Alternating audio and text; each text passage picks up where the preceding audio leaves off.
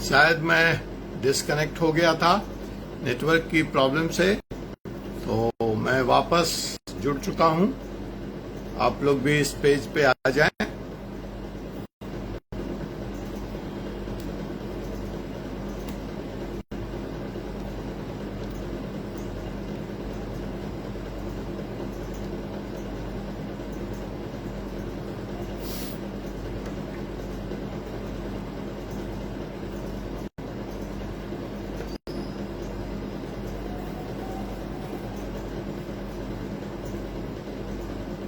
आ जाइए Jamshed ji, welcome back, welcome back.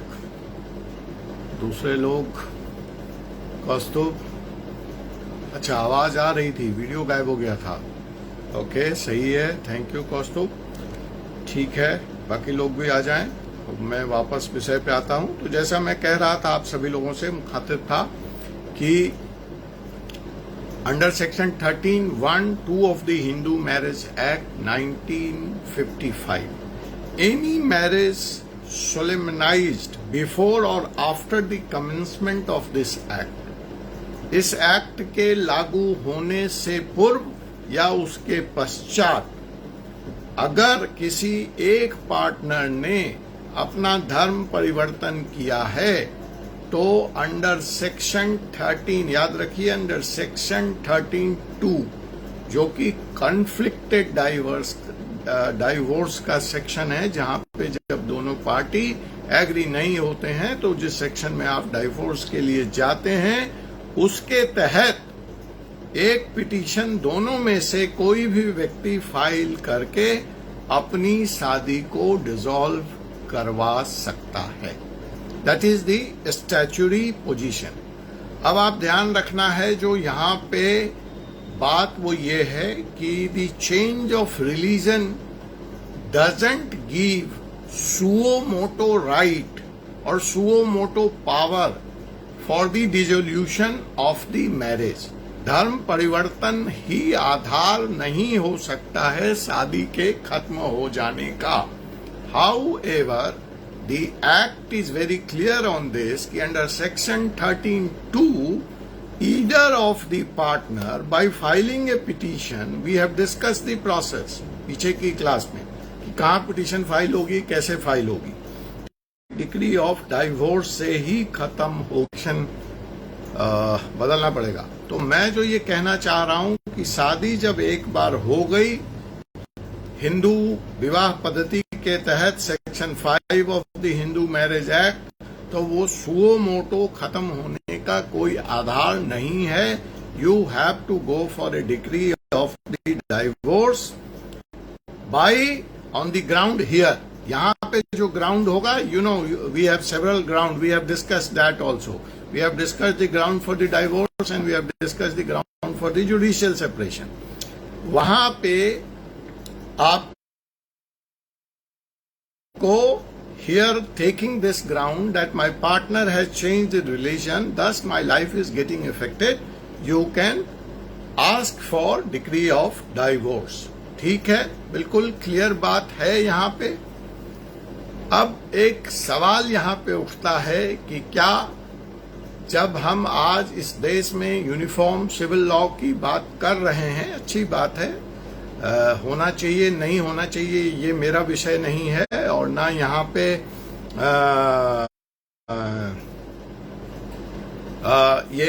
ये discussion का टॉपिक है। मैं सिर्फ ये कहना चाह रहा हूं कि अगर आप यूनिफॉर्मिटी की बात कर रहे हैं, कानून के समानता की, तो क्या हिंदू लॉ में ही मर्द और औरत के लिए समानता है? ये सवाल तो पूछने का हक बनता है मुझे। हम लोग डिस्कस करेंगे कि जब when it comes to divorce and judicial separation, are the two sex treated equally? Let's ponder over, let's find out. But यहाँ पे जो सभी सवाल है कि either before the act or after the act, if change of religion has taken place, that gives you ground for asking for divorce, but will not lead to suo moto divorce. Is it stabilized? Is it clear? तो मैं आगे बढ़ूं इस मामले में। आइए अब हम देखते हैं एक इंटरेस्टिंग केस का नाम है मदाना सीता रामलू वर्सेस मदाना बिमला। मदाना सीता रामलू वर्सेस मदाना बिमला। इस केस में क्या हुआ? The wife was husband was granted divorce. Husband को डाइवोर्स ग्रांट हुआ on a petition filed by the wife on the ground of change of the religion. So जब हम इस स्टैच्यूटरी प्रोविजंस की बात कर रहे हैं तो हमें देखना भी होगा कि इसके बारे में क्या फैसले आए, क्या केसेस हैं। तो जब हम ये कह रहे हैं कि religion, change of religion gives me a ground for seeking divorce, then उस मामले में जो रेफरेंस बना, जो केस बना जिसकी हम बात कर सकते हैं, उस केस का नाम था मदाना सीता रामलू वर्सेस मदाना बिमला। यहाँ पे वाइफ की पिटीशन पे डाइवोर्स ग्रांट हुआ बिकॉज हस्बैंड महोदय ने, पति महोदय ने अपना धर्म परिवर्तन कर लिया था। जो ये मदाना सीता रामलू थे वो हिंदू थे और उन्होंने हिंदू धर्म से क्रिश्चियनिटी को स्वीकार किया। तो कोर्ट ने सेक्शन 13(2) वाइफ की पिटीशन पे डाइवोर्स ग्रांट कर दिया। So that is the reference case when we are talking of this very particular statutory provisions under the Hindu law. So यहाँ पे जो 2-3 बातें आपको नोट करनी है, मैं बार बार रिपीट कर रहा हूँ, ऑब्जेक्टिव टाइप के लिए भी और ऑफ कोर्स सब्जेक्टिव टाइप के लिए, कि पहला, सुओ मोटो या ऑटोमेटिक मैरिज डिसोल्यूशन का provision, statutory provision Hindu law में नहीं है। Be very clear.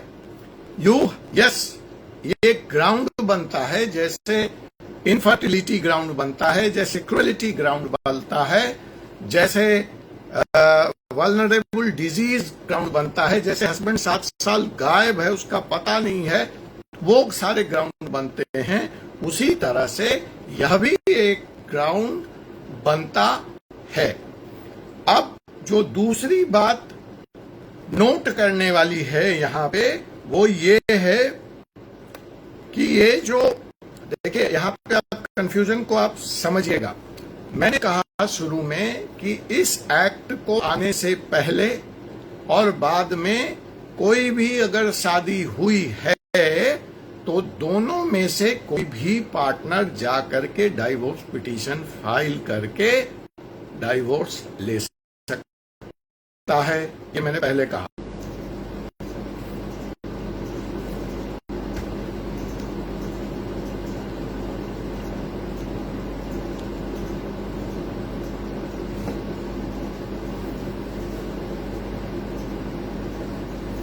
आज नेटवर्क हमें कुछ ज्यादा ही परेशान कर रहा है। देखिए आप लोग अगर रिकनेक्ट हो पाते हैं, और मैंने अपना नेटवर्क कनेक्शन भी चेंज कर लिया है। So let's see, we are successful. Thank you to you all for rejoining, for coming back, welcome back.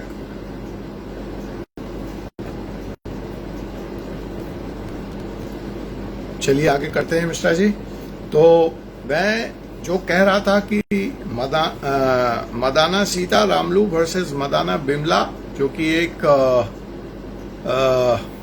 उदाहरण है, एक केस रेफरेंस है on the change of religion for the ground का।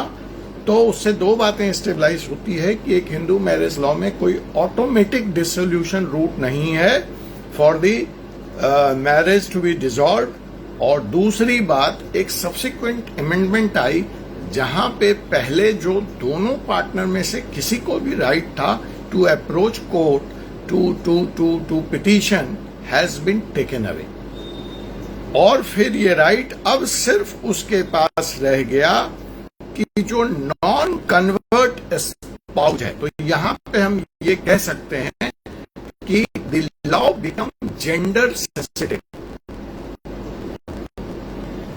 Female और मेल पे कोई डिफरेंस नहीं किया गया, बट लॉ वॉज मेड कि जो नॉन कन्वर्ट है उसको यह हक दिया गया कि only he or she can seek matrimonial relief on this ground. जो नॉन कन्वर्ट है, तो ये डिफरेंस याद रखिएगा. द बिगिनिंग में provision was for both, but later on it was changed, and now what it stands today, that only the non-convert spouse has right to seek relief on this ground. So this is the two things which got stabilized in the case of Madana Sita Ramlu versus Madana Bimla. आपने इसमें देखा था कि husband ने Christianity स्वीकार की, तो petition was filed by Bimla.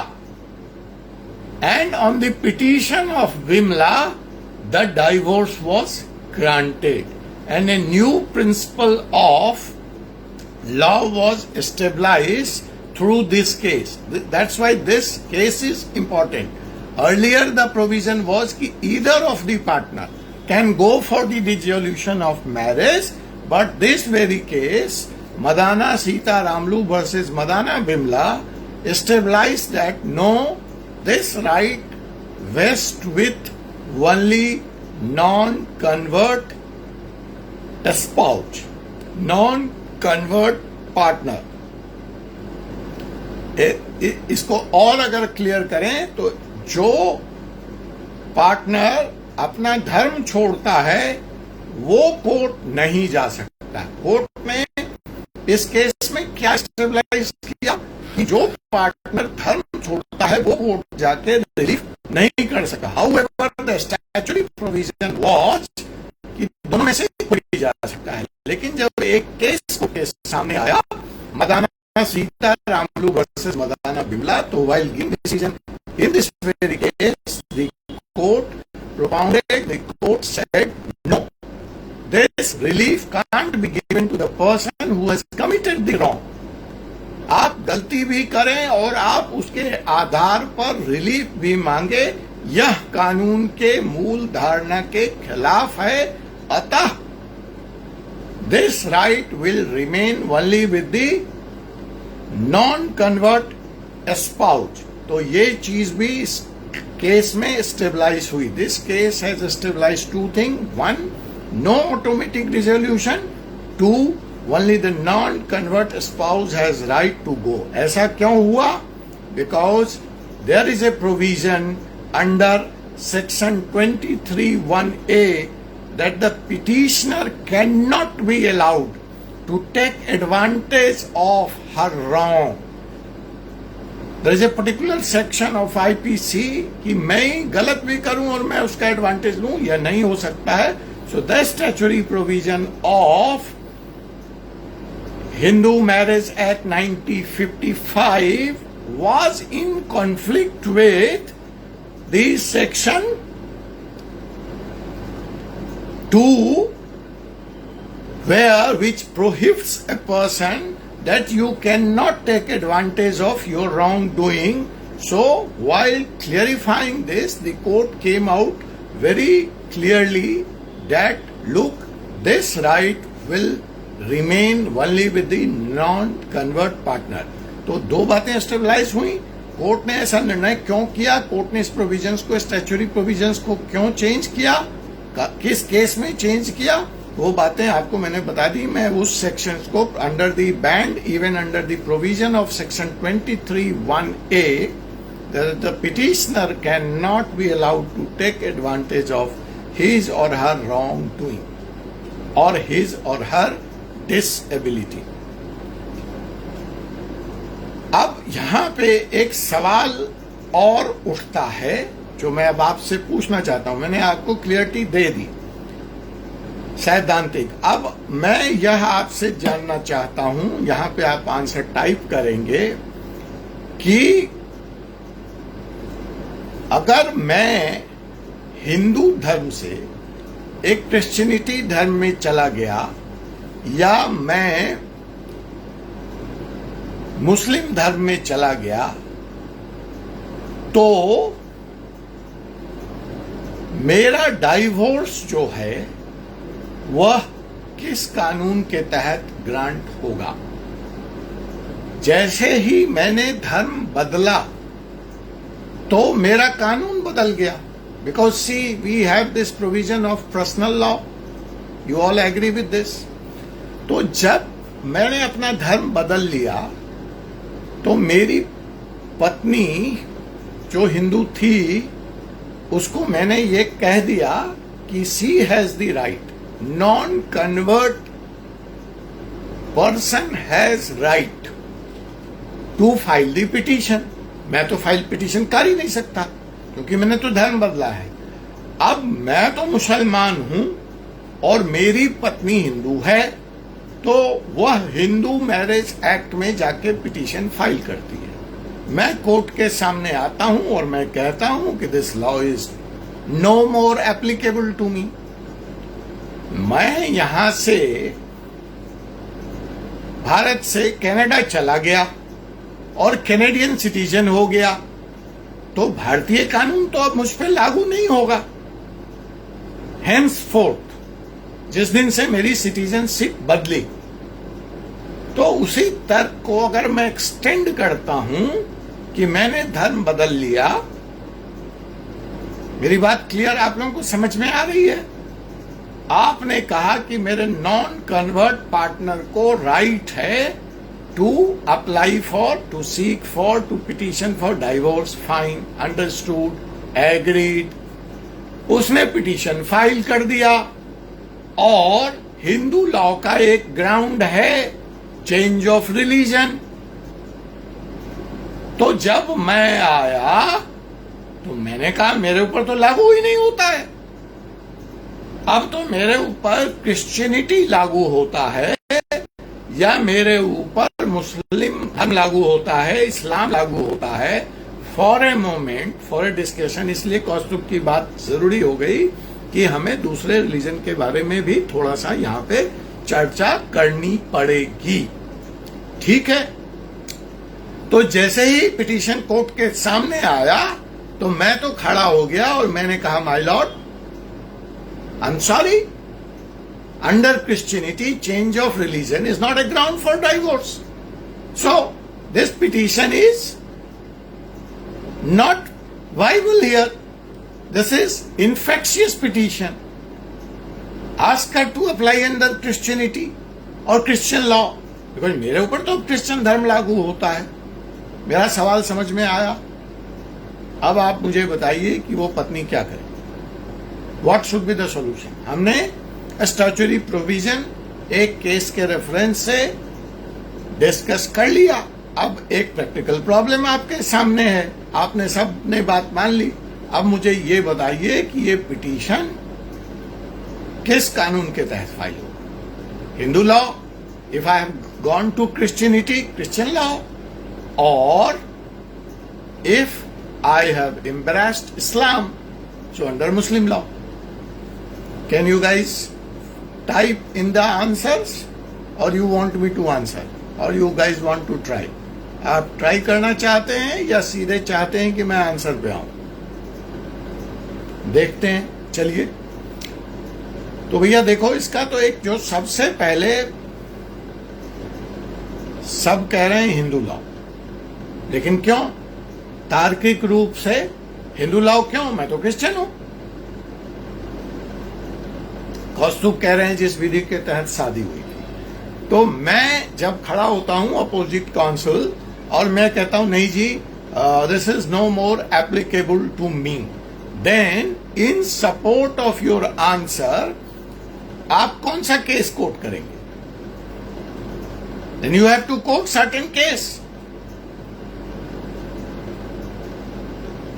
मैंने मान लिया सबका आंसर सही है, under which law marriage was customized, but then what is the statutory provision? Which case? Under which case? How you are going to prove? I am going to argue opposite. I say no, I am a Christian. As per this, I can quote thousands of case. जहां पे मैं कहूंगा मैं तो Christian हूं, मैं तो इस्लाम हूं, तो आज की तारीख में डाइवोर्स मेरा उस लॉ के तहत फाइल होना चाहिए। चलिए आप लोग, हाँ, ग्राउंड ऑफ डाइवोर्स सेक्शन 13(2) में बना, लेकिन मैं कोर्ट के सामने खड़ा होकर ये कह रहा हूं कि पिटीशन ही इनफेक्चुअस है माय लॉर्ड। मैं तो हिंदू हूं ही नहीं। आपने हिंदू लॉ के तहत मुझसे डाइवोर्स मांगा है, मैं कहां से दूं आपको हिंदू लॉ के तहत डाइवोर्स? अब तो मेरी 2 बीवियां हैं, मैं इस्लाम, इट्स डिफरेंट, मैं क्वेश्चन के लिए कह रहा हूं। For sake of second marriage I can't change religion, we have established that, we have discussed that, तो ये ध्यान रखिएगा। लेकिन मैं बाद में शादी के लिए धर्म नहीं बदला, मैंने धर्म बदला और बाद में मैंने शादी कर ली, तो मैं कहूंगा कि भाई मैं तो मुस्लिम फॉलोअर हूं। तो आइए हम देखते हैं, ये विवाद कोर्ट के सामने आया। This is not A hypothetical question, मैं ये सवाल पूछ नहीं रहा हूं, मतलब जस्ट क्रिएट नहीं किया हूं आप लोगों को कंफ्यूज करने के लिए या डिस्कशन के लिए। ये सवाल वास्तव में कोर्ट के सामने आया और अपोजिट काउंसिल ने ऐसा तर्क दिया कि it is not applicable on me. और आपको जान के आश्चर्य होगा या इंटरेस्टिंग लगेगा कि लोअर कोर्ट ने इस तर्क को स्वीकार किया। What my point? So this is not a hypothetical question I am discussing. This really happened and there was confusion before the court. District court ने मेरे इस argument को मान लिया कि भैया this petition is infectious, मेरे ऊपर तो लागू होगा ही नहीं। और suo motto being an Hindu मेरा डाइवोर्स है नहीं। आपने कहा पत्नी को हक है to file the divorce petition, लेकिन जब पत्नी ने फाइल किया तो मैं कोर्ट के सामने खड़ा हो गया और डिस्ट्रिक्ट कोर्ट ने मेरे इस ग्राउंड को माना। सो let's C, you find this case interesting? अगर आपको ये बात इंटरेस्टिंग लग रही है तो गिव मी थम्स अप और देखते हैं फिर क्या हुआ, कैसे ये रिजॉल्व हुआ और आज की तारीख में व्हाट इज द प्रोविजन। तो आप समझे, ये हाइपोथेटिकल क्वेश्चन नहीं है, डिस्ट्रिक्ट कोर्ट ने मेरे इस आर्गुमेंट को माना है एक केस में। तो आइए देखते हैं।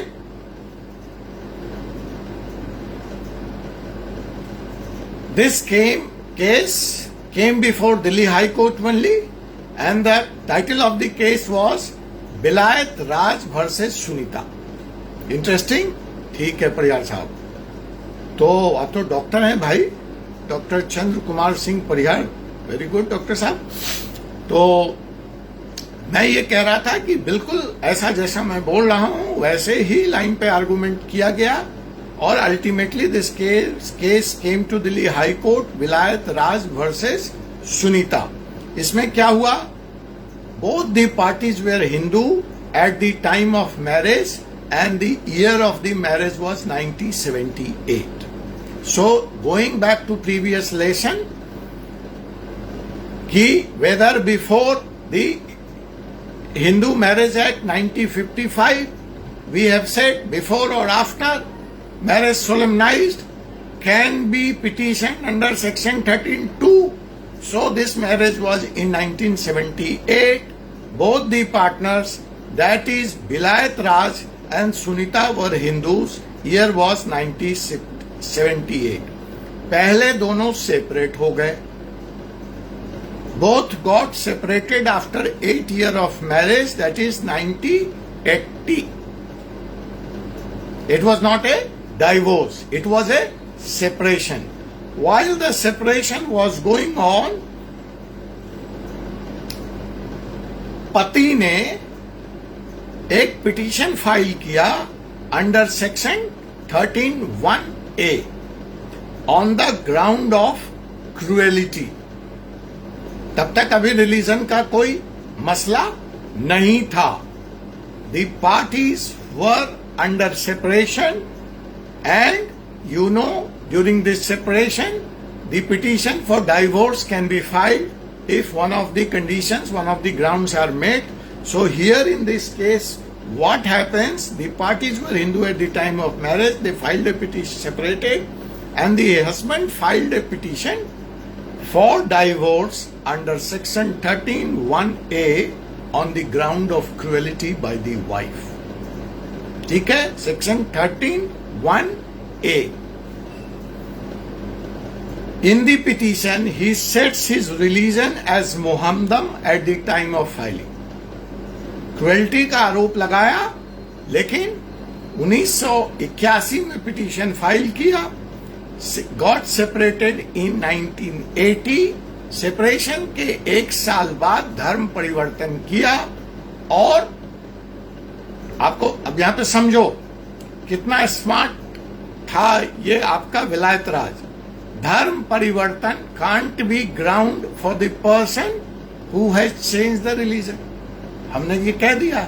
तो विलायत राज साहब तो चेंज ऑफ रिलीजन के आधार पर डाइवोर्स मांग ही नहीं सकते थे, because that is band under section 23(1)(a that a wrongdoer can't have the right of relief. So he is using this tactics. He now got separated in 81 he changes his religion to Muhammadan, and now he comes before the court asking for divorce under section 13(1)(a, citing cruelty as the reason. Because you know he can't have cited change of the religion as the ground for the divorce. That right vests with Sunita.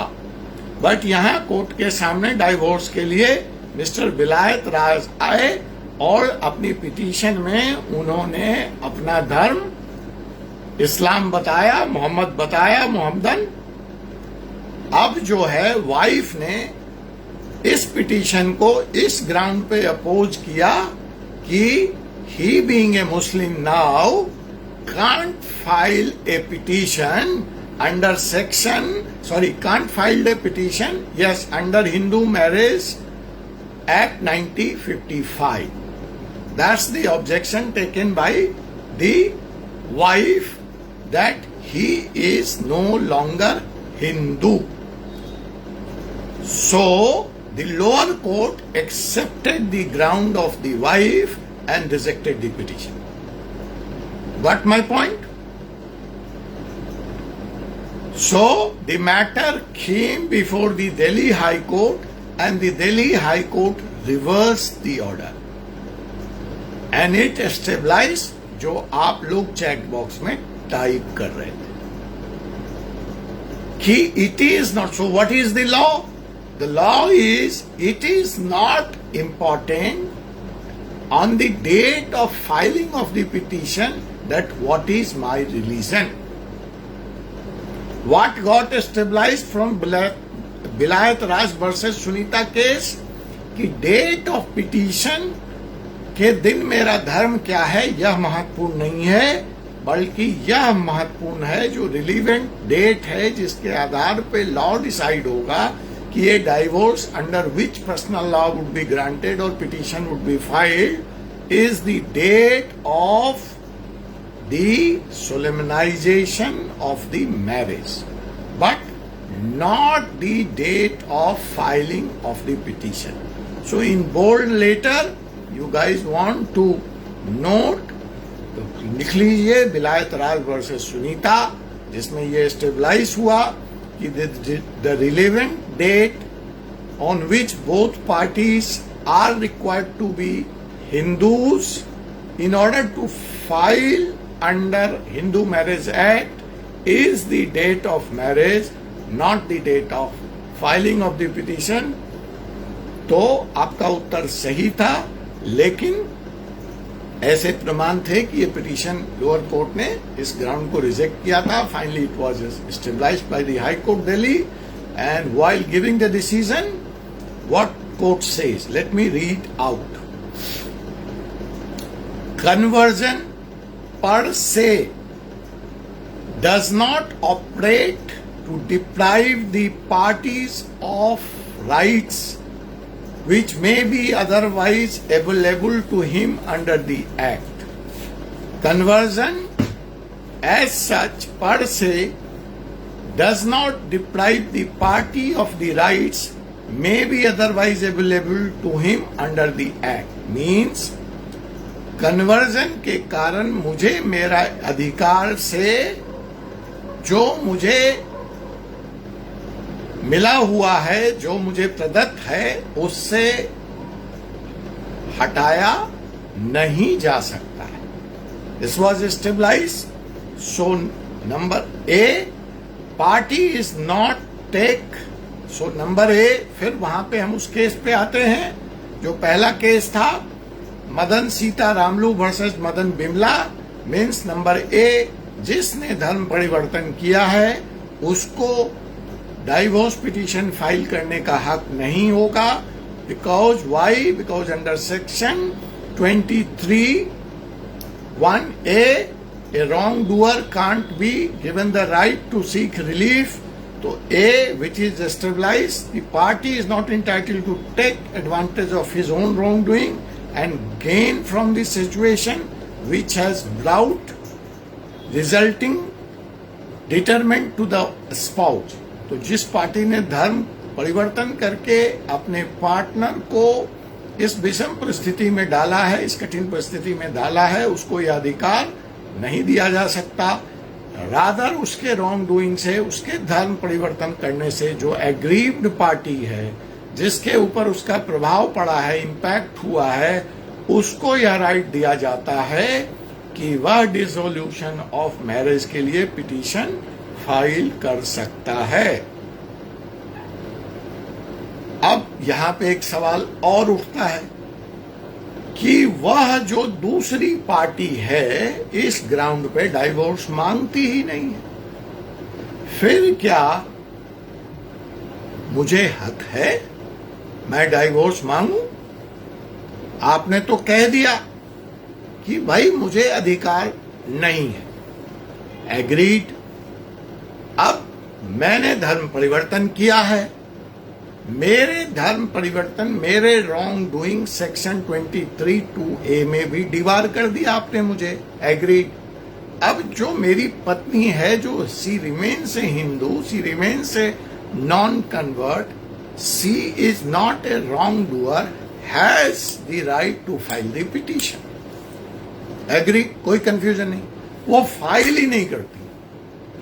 तो क्या wait period है कोई 2 साल 3 साल?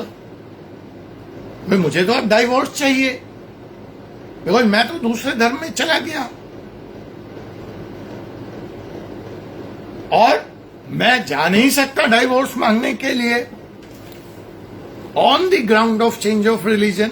अब मैं झूठा आरोप क्यों लगाऊं उसके ऊपर, मेंटल क्वेरिटी या व्यभिचार, extra marital affairs etcetera etcetera ground? I am not interested, because I may not be able to prove, or maybe I'm not interested in doing that. I don't want to give her a bad name. और medical ground हो नहीं सकता, वो मैं prove नहीं कर सकता। तो ऐसे हालात में मेरी बीवी तलाक के लिए जाती ही नहीं है। तो क्या मुझे हक है? कोई टाइमलाइन है? मैं कितने दिन इंतजार करूं? Sorry, I have no right. मुझे कोई हक नहीं है। There is no provision in law. It means if she doesn't complain, she doesn't file a petition, my marriage will remain intact despite I being changing my religion. Clear? Interesting? तो यहां पे भी एक बार कानून नॉन कन्वर्ट्स के favour में जाता है कि एब्सोल्यूट राइट उसका है कि वो डाइवोर्स मांगे या ना मांगे। अब as we have said that let's discuss it from the other religion angle. So let's say just for the discussion कि ऐसा कुछ मुस्लिम धर्म में होता है तो क्या हो? Let's see impact. So while dealing of the same situation under dissolution of Muslim Marriage Act 1939, आप लोग जानकारी के लिए या एग्जाम के लिए नोट कर लीजिए कि हमारा हिंदू मैरिज एक्ट 1955 में डील होता है, उनका जो dissolution of marriage Muslim marriage act है दैट इज 1939। तो under section 4 of the act, Muslim act, reunion of Islam by a married Muslim woman or her conversion to the faith other than staff shall not by itself operate to dissolve her marriage. यहाँ पे same common है कि जैसे हम कहते हैं कि धर्म परिवर्तन मात्र आधार नहीं है ऑटोमेटिक डिसोल्यूशन ऑफ मैरिज का, similarly dissolution of Muslim marriage act 1939 का सेक्शन 4 भी यह कहता है कि मुस्लिम कानून के तहत भी एक महिला, मुस्लिम महिला, अगर वो धर्म परिवर्तन करती है और इस्लाम धर्म छोड़ करके दूसरे धर्म को स्वीकार कर लेती है तो उसका भी मैरिज ऑटोमेटिकली डिसॉल्व नहीं होगा या नहीं हो जाता है। लेकिन इस सेक्शन 4 का सब सेक्शन आगे जाके कहता है, जो कि यहां भी कॉमन था, कि that gives a right to seek divorce, to seek dissolution of marriage. The woman becomes entitled for the dissolution of her marriage on any of the ground mentioned under section 2. It means there we are on the common ground, whether it is Hindu law or the Muslim law. But फिर difference कहाँ है?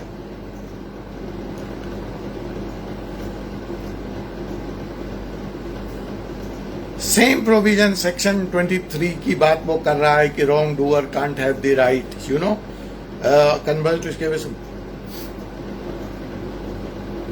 तो यहां भी जो converted spouse है, even upon conversion, a converted spouse can go to the court and seek relief under the provision of Hindu Marriage Act 94, provided he does not base the relief on the ground of his conversion.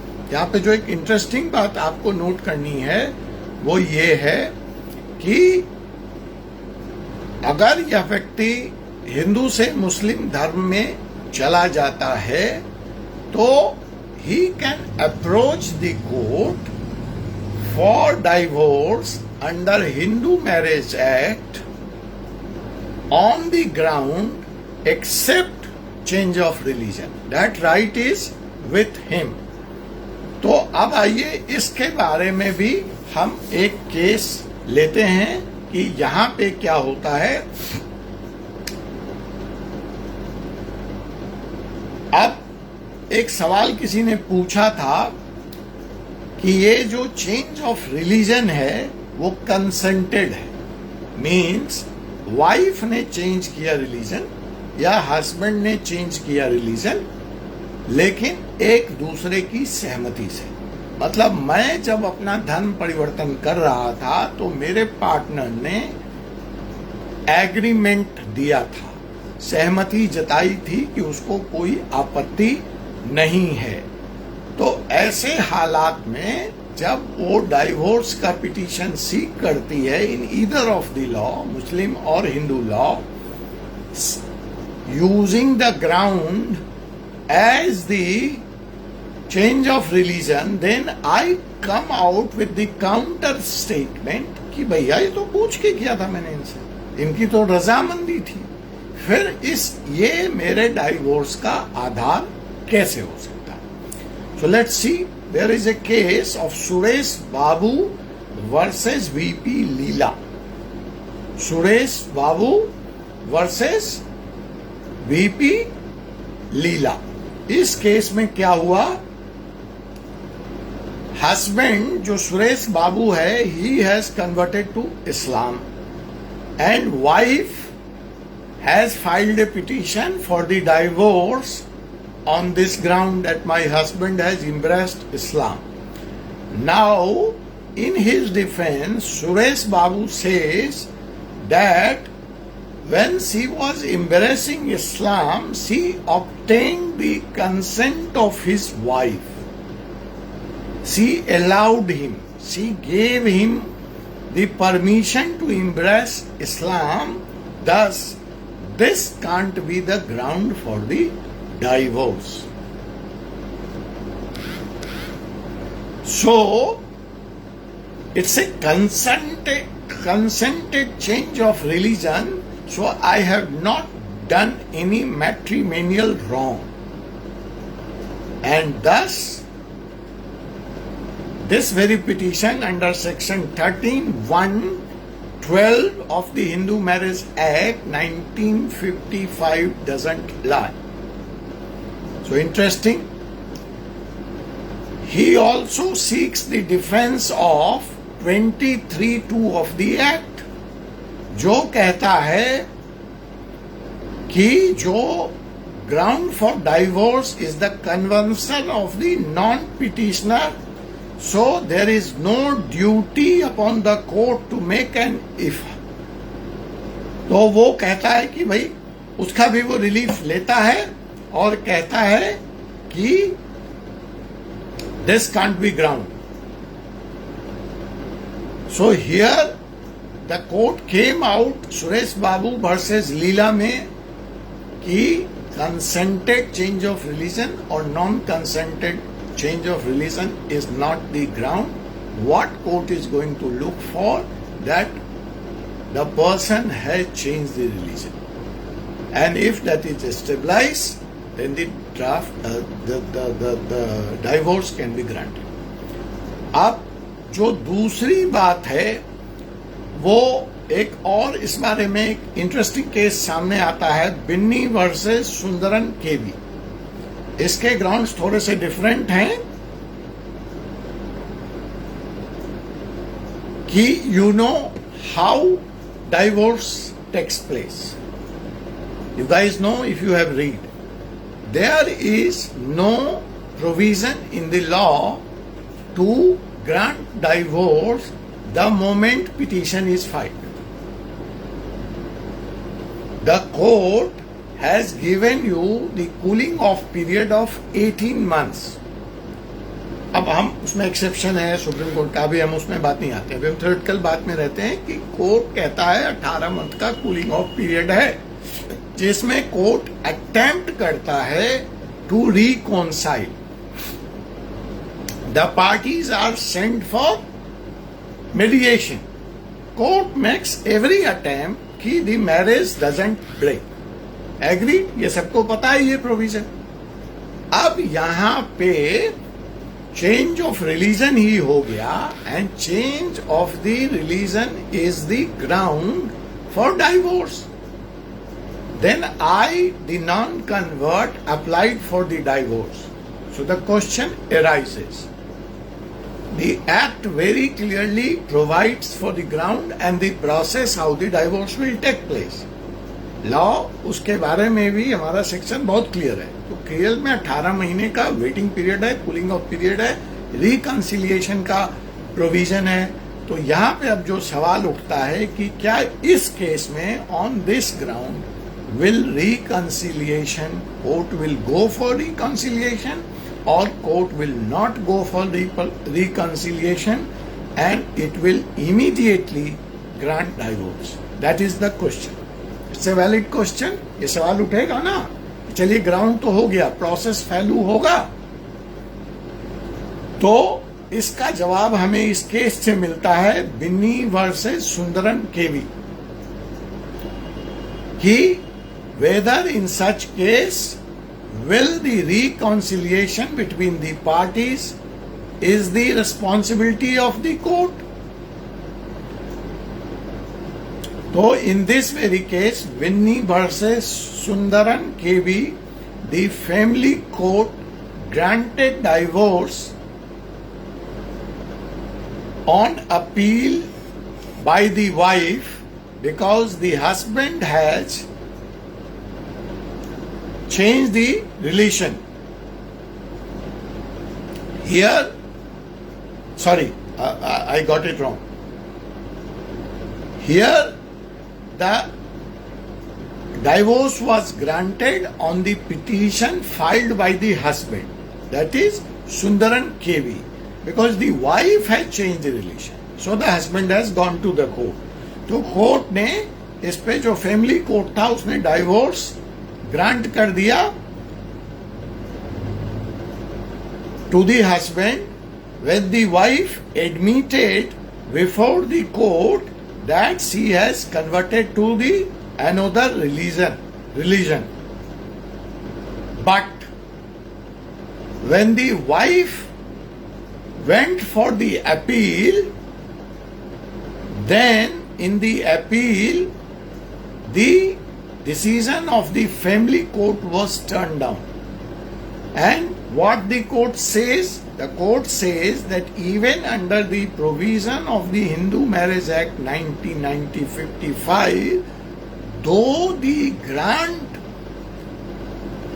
can happen, but as the process of the law of the reconciliation was not followed, so this divorce is invalid. So the question was, ground तो clear हो गया, process of law ये कहता है कि reconciliation का attempt court के द्वारा जरूर किया जाना चाहिए. अब भैया इसमें क्या रिकॉन्सिलिएशन होगा? मैं धर्म बदल चुका हूं तो कोर्ट क्या मुझसे कहेगा कि आप फिर से हिंदू बन जाइए, या मेरी पत्नी से कहेगा कि आप फिर से आप भी मुसलमान बन जाइए, फिर दोनों का एक हो जाएगा. या फिर मेरी पत्नी से कहेगा ठीक है जी वो मुसलमान हो गया तो आप साथ ही रहिए, वो मटन खाता है या नमाज पढ़ते हैं, दाढ़ी बढ़ाते हैं तो बढ़ाने दीजिए उनको, आप एडजस्ट कीजिए. तो इसमें क्या रिकॉन्सिलिएशन होगा, ये सवाल उठा. तो इसका जवाब हमें बिन्नी वर्सेस सुदर्शन केवी में मिला, जहां फैमिली कोर्ट ने डायरेक्ट डाइवोर्स दे दिया, ग्रांट कर दिया, बट दी अपर कोर्ट ने उस डाइवोर्स को इनवैलिड करा दिया, कहते हुए कि reconciliation has not taken place, so this is invalid. Now you know how funny situation got created. Because यहां पे reconciliation का स्कोप क्या है, वो मेरा सवाल है. केस रिपीट कर दिया. अगर आप किसकी बात कर रहे हो अनु जी, केस तो रिपीट किया ना मैं, ये बिन्नी वर्सेस सुंदरन केवी का. तो एक कोर्ट के सामने फनी सिचुएशन आ गई. ठीक है, मैं कहता हूँ यार मेरी पत्नी से बनती नहीं है, वो नमक ज्यादा डालती है, वो बच्चों को देखती नहीं है, मेरे माँ बाप को नहीं देखती है, वगैरह वगैरह, या पति दारू पीता है, तो वहां तो कोर्ट मुझे समझाइश करेगा, समझा बुझा करेगा. लेकिन जब मैंने धर्म ही परिवर्तन कर लिया तो उस 18 महीने के कूलिंग ऑफ पीरियड में आप मुझे से क्या रिकॉन्साइल कराना चाहते हो? But this happened. So in 1984, an amendment was brought in after this case, this funny situation created out of the case, and that very amendment said that reconciliation is exempt. When a divorce petition is filed on the ground of change of religion. So, the Hindu Marriage Act 1955, after 1984 Family Courts Act. What is that act which came in? That law is known as Family Court Act 1984. एक special provision introduce किया गया family court act 1984 में, जिसने ये stabilise किया कि it is not mandatory for the family court to try for reconciliation between the two parties if the divorce has been sought on the ground of change of religion. So remember this Act, Family Court Act 1984.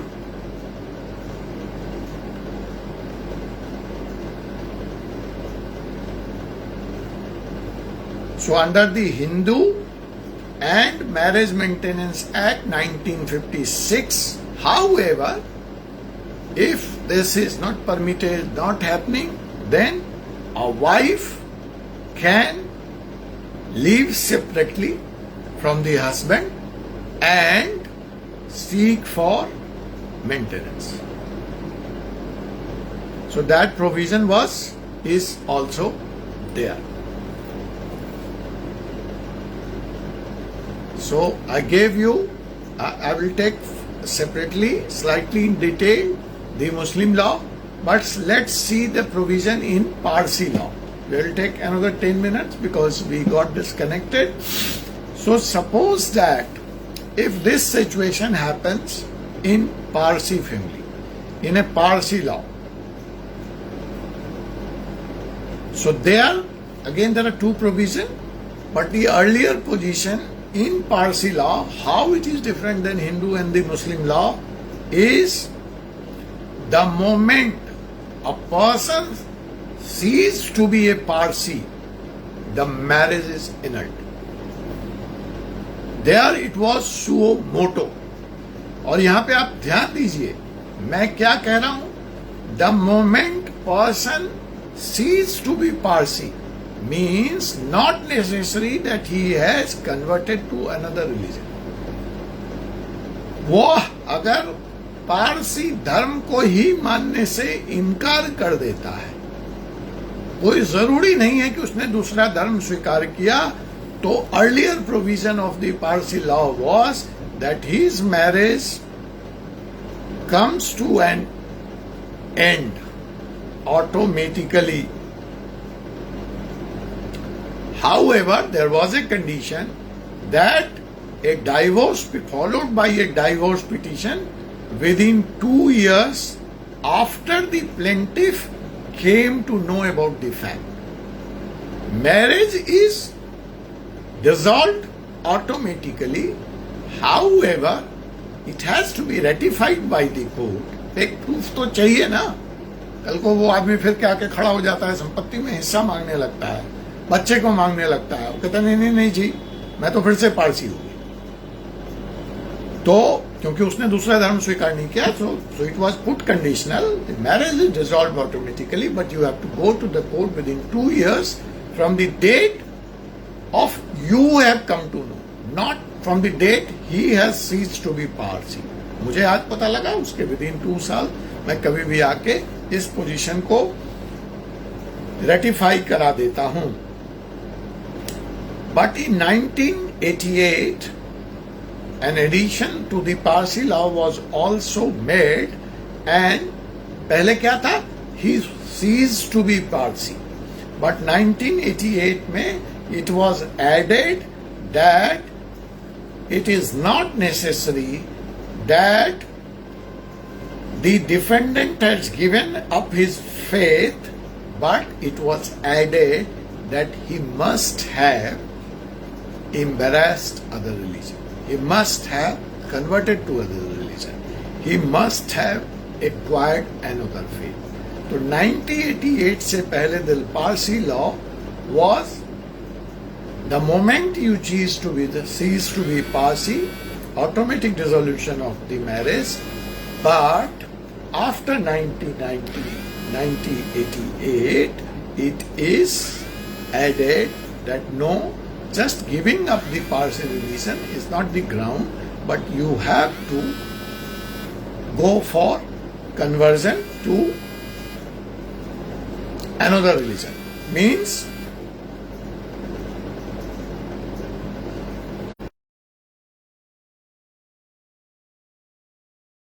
है कि अगर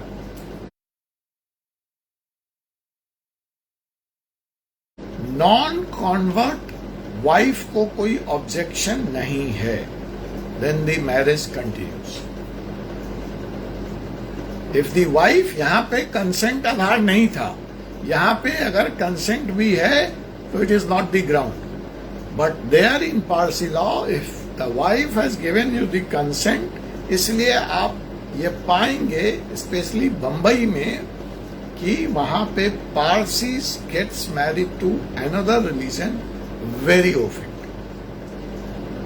because वहां पे अगर पत्नी को आपत्ति नहीं है तो अनदर फेथ का उनका हस्बैंड हो सकता है, which is not the case with Hindu and the Muslim act. You saw the difference. So this is the another difference, and I know several such couples. तो वहां पे अगर वाइफ को कोई ऑब्जेक्शन नहीं है तो the marriage continues, but the converted spouse, but there is a one precondition that the converted spouse cannot seek matrimonial relief on the ground of his or her own change of religion. The marriage can continue, but any relief under that is not allowed. That is barred. So that is about the Parsi law. In next class, we will discuss the particular section of the Parsi law. या मैं बता देता हूँ, that is section 5, section 52, subsection 2 of the Act, which is important when we are talking of the marriage dissolution of the Parsi, which states that a Parsi who has entered into a marriage or contract, वहाँ ध्यान रखिएगा, पारसी धर्म में भी शादी एक contract है, like संस्कार in Hindu law. So a Parsi who has entered into a contract or has contracted a marriage under the Parsi Marriage and Divorce Act 1865, their act under which they are dealt are the Parsi Marriage and Divorce Act. Oh, Neha, you had Parsi law, very good. So Divorce Act 1865. So under section 15 of 86, under this act, even though such Parsi may change his or her religion, देखिए ये act बड़ा ध्यान से सुनिए, यहाँ पे एक सवाल पैदा हो जाता है, कहता है क्या,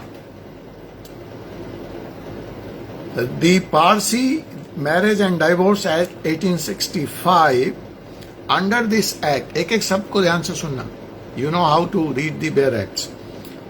Even though such Parsi may change his or her religion.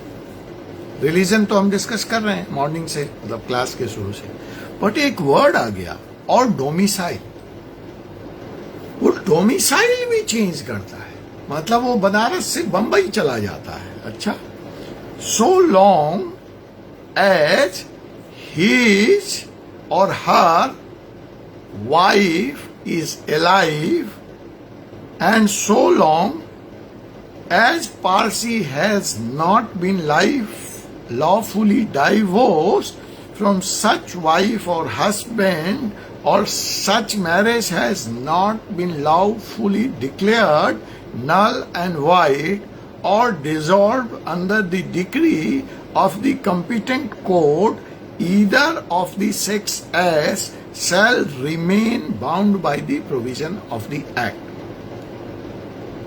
Okay, that this act would be applicable even after change of the religion or the change of the domicile, और वो फला फला कंडीशन देता है कि डिक्री नहीं पास हुई है, कॉम्पिटेंट कोर्ट से नहीं हुई है.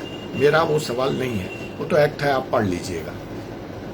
डोमिसाइल वर्ड मतलब can there be effect on marriage and on marriage and divorce because of change of palace? What do you guys think? क्या आप सोचते हैं? हम डिस्कस कर रहे हैं कि धर्म परिवर्तन का शादी और डाइवोर्स पे क्या प्रभाव पड़ेगा. वेल स्टेबलाइज्ड बाय नाउ, बहुत क्लियर है, हमने स्टैट्यूटरी प्रोविजन, लीगल इम्पैक्ट सब कुछ देख लिया. अब अगर हम जो पारसी एक्ट में बात कर रहे हैं तो कहता है कि डोमिसाइल का भी चेंज होना, ये वर्ड है, एक्ट में वर्ड है. तो क्या एक सवाल यहां पे पैदा होता है, has domicile got something to do with the marriage? Has domicile got something to do with the divorce? And if it has got to do, then is it only restricted to Parsi law? Or has it impact on Hindu law also? और अगर impact नहीं है तो ये शब्द अलग से आया क्यों एक्ट में? So this is the question to think. This is the question to ponder. कि will domicile and immigration have effect on my marriage and divorce under Hindu law? We will discuss it tomorrow or in the next class. Otherwise, we will continue with, after Parsi law, we will take up Christianity, we will take up Muslim, and then miscellaneous provisions, some important case laws, which are very interesting, either comes under any of these laws which we are discussing, or the classical case in itself. तो हम उनकी भी बात करेंगे। आज के लिए आप सब लोग आए, बड़ी संख्या में आए, आप सब लोगों का धन्यवाद। नेटवर्क हमें तंग करता रहा, बट फिर भी आप लोग अंत तक बने रहे। और लाइव क्लास है, इसकी रिकॉर्डिंग यूट्यूब पे आप देख सकते हैं। और जैसा कि कौस्तुभ जी आपसे कहते हैं कि आप लोग इसको ज़्यादा से ज़्यादा शेयर कीजिए, आगे जब लाइव चल रहा हो तब भी शेयर कीजिए, और जब बाद में भी यूट्यूब लिंक को शेयर कीजिए, सब्सक्राइब कर लीजिए। आप सबका बहुत बहुत धन्यवाद। गुड नाइट सब।